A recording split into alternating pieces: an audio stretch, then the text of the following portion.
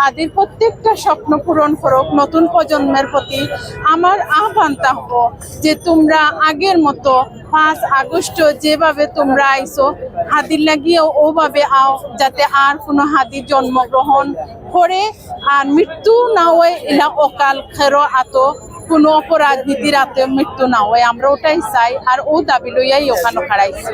তো 3 দিনের মধ্যে ওনারা চার্জশিট দাখিল করতে হবে এবং আজকে ওনাদের সংবাদ সম্মেলন প্রেস ব্রিফিং আমরা দেখেছি। তো ওনারা স্বীকার করেছেন যে উনি আসলে ভারতে পালিয়ে গিয়েছে। তো এখন এটা এজ আর্লি এজ পসিবল আমার 2016 যে বন্দি বিনিময় চুক্তি ছিল সেটার আন্ডারে যত আর্লি ওনাদেরকে দেশে এনে বিচারের আওতায় মুখোমুখি করতে, এটাই হচ্ছে আমাদের দাবি। অতদিন হইয়া আসছে আবু পর্যন্ত কোনো প্রশাসনেও কোনো আমদারে কিছু জানান না যে কিতা না ওর তারা কই আছে, এখন পর্যন্ত আমরা কোনো নিউজ পাইয়ান না। ওটার লাগে আমরা রাস্তাত নামছি, রাস্তাত আন্দোলনে আছি। যতবিল আসামি হলরে দর হইতো না অতবিল আমরা আন্দোলন আমরা চালাইয়া যাইব। সামনে আসলে হয়তো সরকার সেটা বিপদে পড়ে যাবেন, এই কারণে ওনারা সেটা সামনে নিয়ে আসছেন না। না হলে আসলে এতদিন যে প্রেস ব্রিফিংটা আজকে করা হলো সেটা আমরা মিনিমাম 1 উইক আগে থেকে বিভিন্ন মিডিয়া আমরা শুনছি। তাহলে সেটা আসলে আজকে এই 16তম দিন বা 17তম দিনে আসলে অ্যাকচুয়ালি বলার কিছু নেই।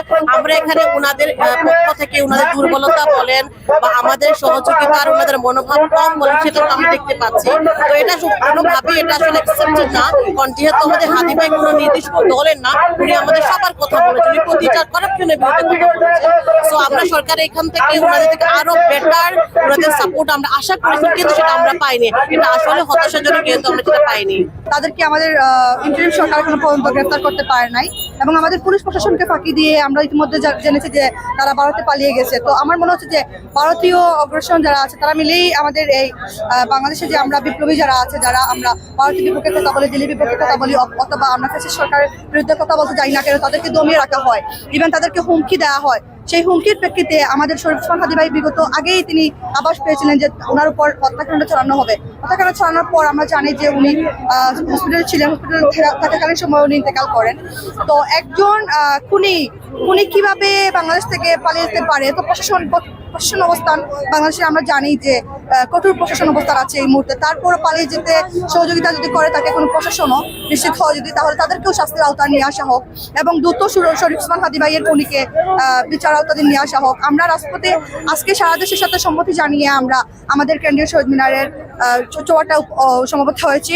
ইনশাআল্লাহ আমরা যতক্ষণ পর্যন্ত শরীফ ওসমান হাদি ভাইয়ের বিচার আইনি ব্যবস্থা নেওয়া না হয় এবং আসামিকে গ্রেফতার করা না হয়, ততক্ষণ পর্যন্ত আমরা আমাদের এই আন্দোলন চালিয়ে যাব, রাজপথে থাকবো, রাজপথে আমরা অটুট থাকবো।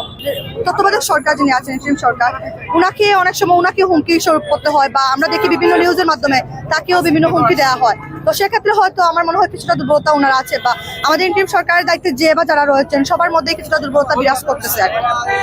এতটুকু হচ্ছে আমাদের ছাত্র জনতার হচ্ছে মানে আবাস এতটুকুই যে তারা কিছুটা বইয়ের মধ্যে আছেন, বইভিত্তির কারণে আছেন, অথবা তারা তাদের সাথে কোনো না কোনোভাবে কেউ না কেউ জড়িত হয়তো আছেন, সেজন্য আমাদের এই খুনি পালিয়ে যেতে পেরেছে আর কি বাংলাদেশ থেকে।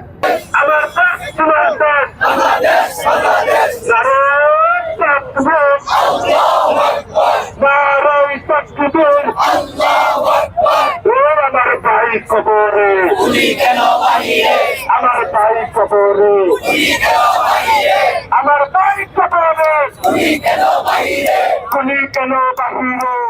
ভাই কবরে।